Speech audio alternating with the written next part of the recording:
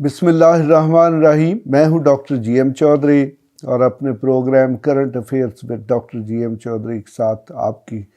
خدمت میں حاضر ہوں۔ ہمارا ملک جو ہے وہ بہت زیادہ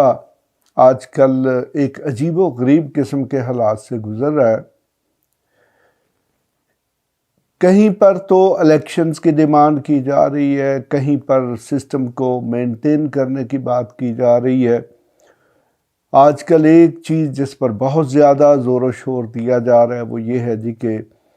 آرمی چیف یعنی کہ chief of the army staff, چونکہ ان کا ٹینیور 29 نومبر کو ختم ہونے والا ہے، تو ان کی جگہ پر نیا چیف آف آرمی سٹاف کون ہوگا۔ اور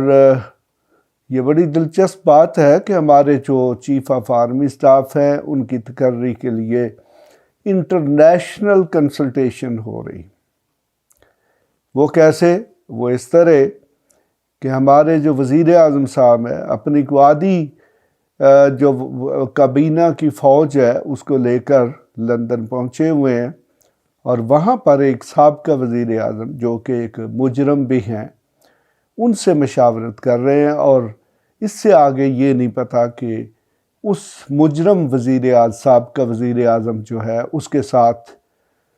کون کون سے لوگ رابطے میں ہیں جو پاکستان میں اپنی مرضی کا چیف آف آرمی سٹاف لگوانا چاہتے ہیں۔ میں اس مسئلے پر تو کوئی بات نہیں کروں گا، بہرحال وہ ایک ایگزیکٹو یعنی کہ وزیر اعظم کا اختیار ہے۔ اب دیکھتے ہیں کہ وزیر اعظم اس اختیار کو کس طریقے سے استعمال کرتے ہیں۔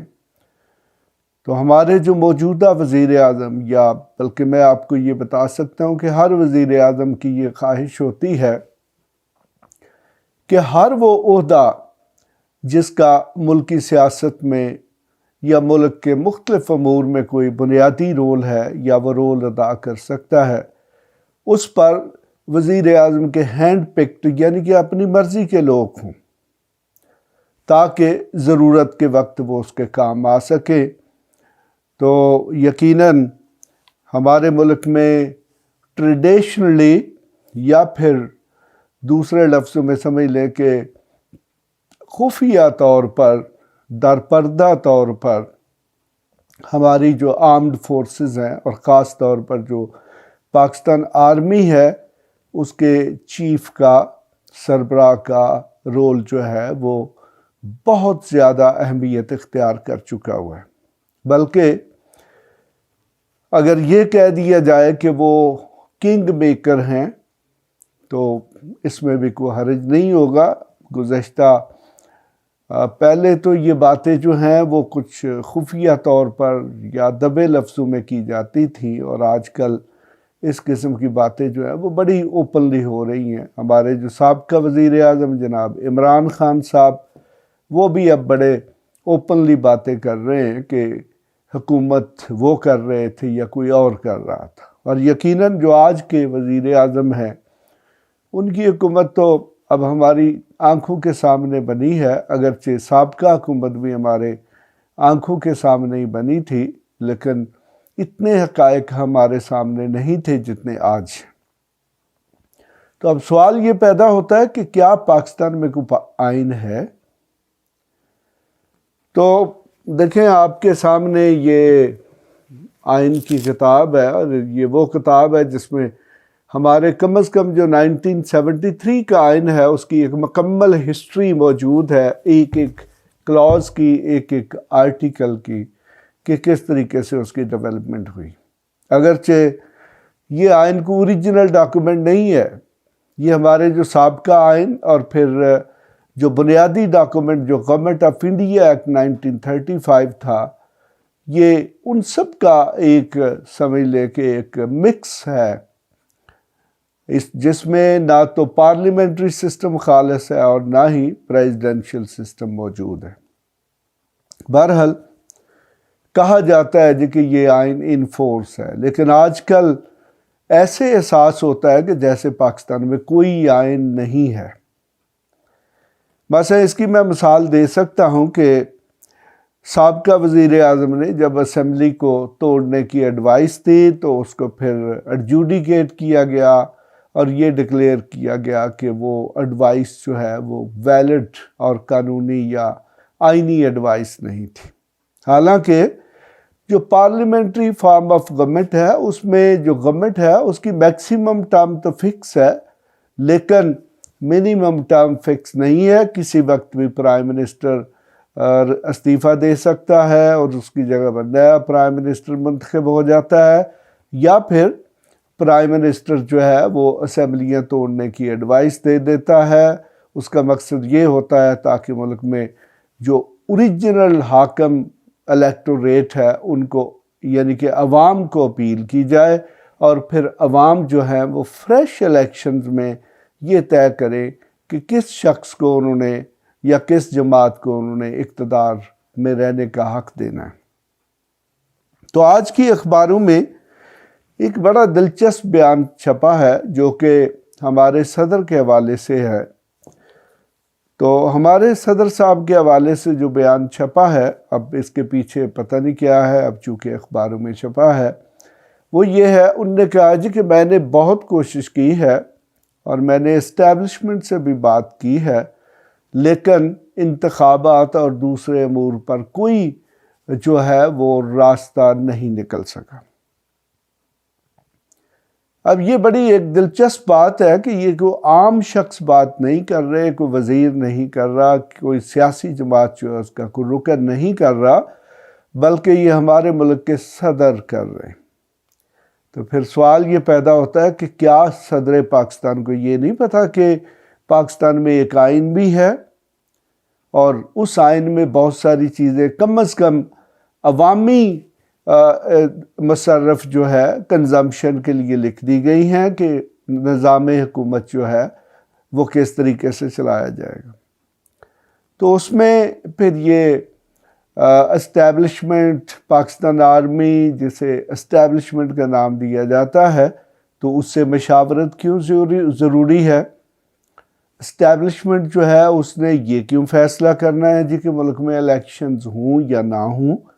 یہ تو بیسیکلی جنہیں ہم جمہوری قوتیں کہتے ہیں، جو سیاسی جماعتیں ہیں یا خاص طور پہ لیڈر آف دا اپوزیشن ہے یا پھر پرائم منسٹر ہے،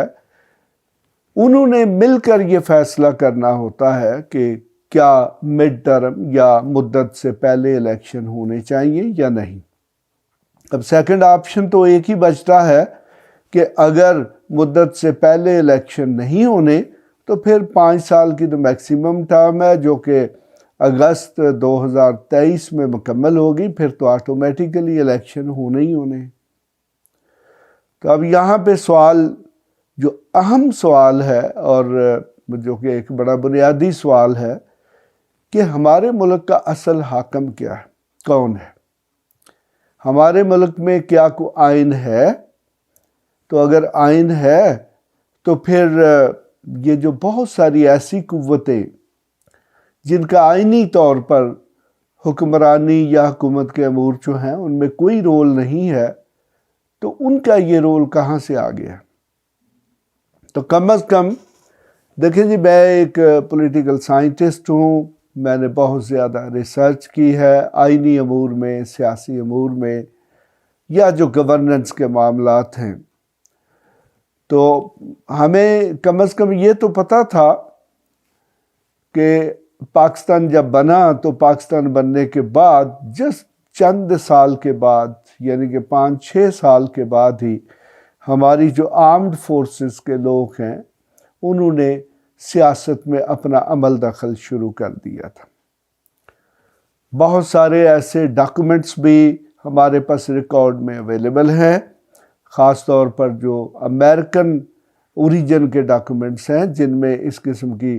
اطلاعات موجود ہیں کہ کس طریقے سے ہماری آرمڈ فورسز جو ہیں وہ سیاسی امور میں دخل اندازی دیتی رہی ہیں یا حکومتوں کو کنٹرول کرتی رہی ہیں۔ ان کو اب کوئی جھٹلا نہیں سکتا، وہ ہماری تاریخ کا حصہ۔ لیکن آج یہ ساری کی ساری تاریخ ہم بنتے دیکھ رہے ہیں۔ آج کی اگر آپ ساری اخباریں اٹھا لیں تو ان تمام اخباروں میں یہ بات کی گئی ہے کہ اسٹیبلشمنٹ کے ساتھ مذاکرات ہو رہے ہیں، تو سوال یہ پیدا ہوتا ہے کہ ان کا آئینی رول کیا ہے۔ اب عوام کو کم از کم یہ بتا دیا جائے کہ ہمارے ملک میں حکومت جو ہے وہ سیاستدان نہیں کرتے، ہمارے ملک میں حکومت جو ہے وہ آئین کے مطابق نہیں ہوتی، بلکہ کوئی چوتھی طاقت ہے جو کہ یہ سارے کے سارے حکومتی امور کنٹرول کرتی ہے۔ تو میں تو بڑا ایک سمپل سا مطالبہ کرتا ہوں، دیکھیں کہ آج کل پاکستان ایک شدید معاشی بحران کا شکار ہے، ایون ہمارے پاس اپنی ایل سیز جو ہیں ان کو کلیئر کرنے کے لیے پیسے نہیں ہیں۔ تو اگر حکومت کوئی چوتھی طاقت کر رہی ہے تو پھر یہ اربوں روپیہ جو ہے پارلیمنٹ اور صوبائی اسمبلیوں پر خرچ کیا جا رہا ہے، کم از کم یہی ختم کر دیا جائے تو وہ چوتھی قوت جو ہے وہ کھل کر سامنے آ جائے اور اقتدار کے تمام معاملات جو ہیں ان کو طے کرے۔ کم از کم میرے جیسے وہ محب وطن لوگ جو یہ چاہتے ہیں کہ ملک سے یہ فضول خرچی دور ہو،